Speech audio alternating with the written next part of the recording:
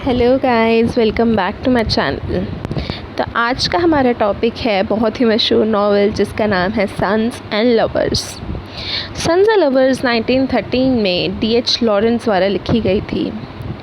जब ये novel release हुई थी तब इसे ऑब्ससेनिटी के लिए इग्नोर किया गया था, पर आज के टाइम पे ये नॉवेल एक मास्टरपीस और क्लासिक मानी जाती है।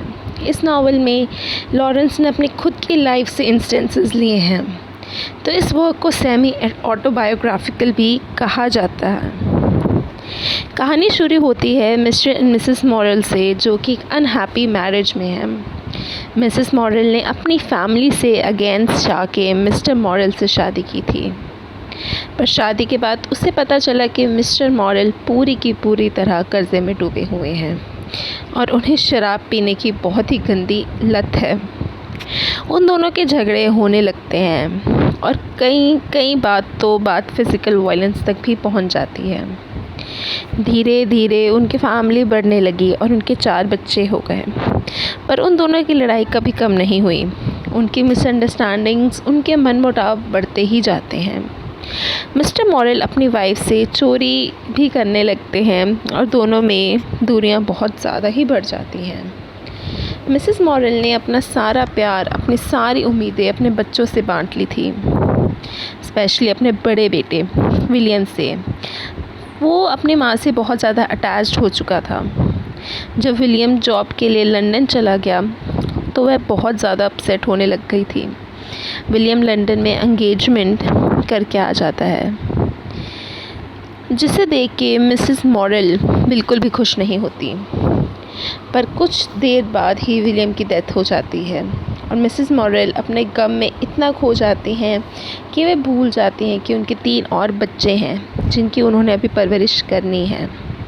तब उनका दूसरा बेटा पॉल, उसकी भी तबीयत ज़्यादा ख़राब हो जाती है और वह मरने ही वाला होता है कि तब से मिसेस मॉरल का सारा अटेंशन पॉल पे चला जाता है। दोनों एक दूसरे से बहुत ज़्यादा अटैच्ड हो जाते हैं। कहानी में आगे जाके पॉल को मिरियम लीवर्स नाम की लड़की से प्यार हो जाता है। वह दोनों एक दूसरे से बहुत ज़्यादा अटैच्ड हो जाते हैं, पर मिसेस मॉरल को मिरियम बिल्कुल पसंद नहीं होती। कहीं ना कहीं वह पॉल को किसी और लड़की से शेयर नहीं करना चाहती। पॉल की मुलाकात फिर क्लारा डॉवस से होती है, जो कि अपने पति बैक्स्टर से अलग हो चुकी है।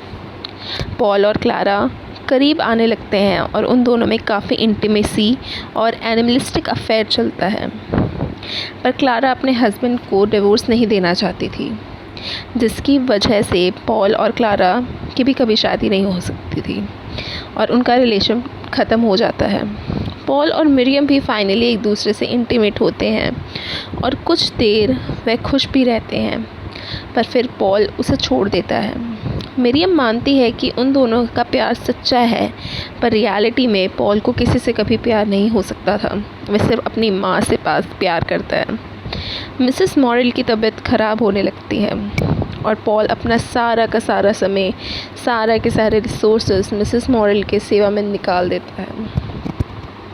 मिसेस मॉरल की मौत के बाद पॉल बिल्कुल अकेला पड़ जाता है। वह आखिरी बार मिरियम से मिलके वहाँ से चला जाता है और कहीं ना कहीं इस कहानी में इडिपस कॉम्प्लेक्स को दिखाया गया है। कहीं ना कहीं मिसेस मॉरल के ओवर अटैचमेंट अपने बच्चों के साथ उनके आगे आने वाले पूरे रिलेशनशिप्स को डिस्ट्रॉय कर देती हैं। मिरियम पॉल के दिमाग में उसकी मदर की ऐसी छाप छूट गई है कि कोई लड़की उसको पसंद नहीं आती, वह किसी लड़की को उस तरीके से नहीं एक्सेप्ट कर पाता। और इसी के साथ ये नॉवेल ख़त्म होती है। Thanks for watching and please subscribe to my channel.